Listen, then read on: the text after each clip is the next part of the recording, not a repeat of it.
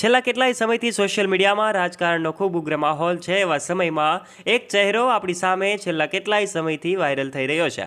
અનેક લોકોની લોકચાહના એમને મળી રહી છે। એવા આમ આદમી પાર્ટીના વિસાવદરના ધારાસભ્ય ગોપાલ ઇટાલિયાની વાત છે। ગોપાલ ઇટાલિયા લોકનેતા બની ગયા છે। લોકોની વચ્ચે જઈને એમના સમસ્યાઓને સાંભળતા પણ થઈ ગયા છે। તો કેટલાક ગામડાઓમાં એમનું ભવ્ય રીતે સ્વાગત પણ કરવામાં આવે છે।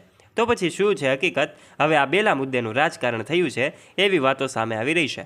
શું છે આ બધી હકીકત અને હવે નિર્ણય શું લેવાયો છે આજના વિડીયોમાં સ્પષ્ટપણે અમે તમને જણાવી દઈશું। માટે વિડીયોમાં આગળ વધીએ તે પહેલાં આપ અમારી યુટ્યુબ ચેનલ ઉપર પહેલીવાર આવ્યા છો અને હજુ સુધી સબસ્ક્રાઇબ નથી કરી તો નીચે રહેલું બેલ આઇકન દબાવીને સબસ્ક્રાઇબ કરી લેજો અમારી યુટ્યુબ ચેનલને। છેલ્લા કેટલાય સમયથી આમ આદમી પાર્ટી ચર્ચામાં છે। આમ આદમી પાર્ટીના ધારાસભ્ય ગોપાલ ઇટાલિયા ચર્ચામાં છે, કારણ કે અનેક લોકોને અનેક મુદ્દે રજૂઆત કરતા ગોપાલ ઇટાલિયા જોવા મળે છે। હજુ તો વિધાનસભામાં એમની એન્ટ્રી પણ નથી થઈ, એ પહેલાં પણ આ ધારાસભ્ય ગોપાલ ઇટાલિયા જે છે લોકોના કામ કરતા જોવા મળી રહ્યા છે।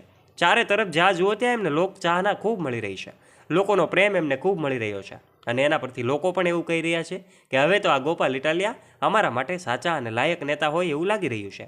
કારણ કે ક્યાંક ગરીબોની સમસ્યા સાંભળવાના હોય, ખેડૂતોના પ્રશ્નને વાચા આપવાની હોય કે પછી અલગ અલગ ગામડાઓમાં ફરીને લોકોની યાદી, જે એમના ફરિયાદો છે એમની યાદી બનાવીને એમનું સમાધાન લાવવાનું હોય, આ કામ હવે નિત્યક્રમ ગોપાલ ઇટાલિયાનો બની ગયો છે।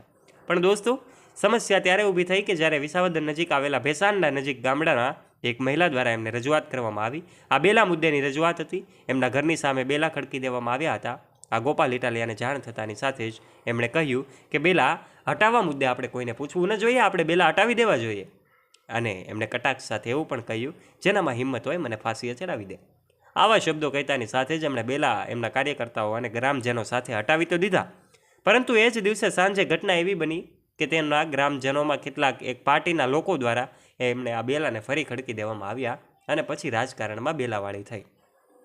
લોકોનો પ્રશ્ન હતો કે આખરે બેલા પછી ફરી શા માટે ખડકી દેવામાં આવ્યા? તો પછી ગોપાલ ઇટાલિયાએ શાસક પક્ષને પણ અનુરોધ કર્યો કે આ બેલા ત્યાંથી હટાવી દેવા જોઈએ અને મહિલાને ન્યાય આપવો જોઈએ।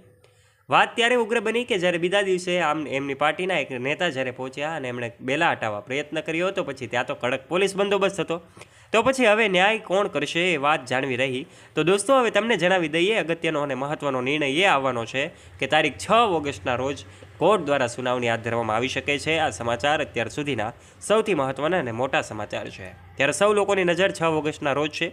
ત્યારે મહિલા સાથે બની રહેલી આ ઘટના અને આખરે વિસાવદરની આ ઘટના વિશે આપ શું કહેવા માગો છો? આપના વિચારો નીચે કમેન્ટ બોક્સમાં આપ કમેન્ટ કરીને અવશ્ય જણાવજો અને આશા રાખીએ છીએ તમને માહિતી અને જ્ઞાનમાં વધારો થયો હશે।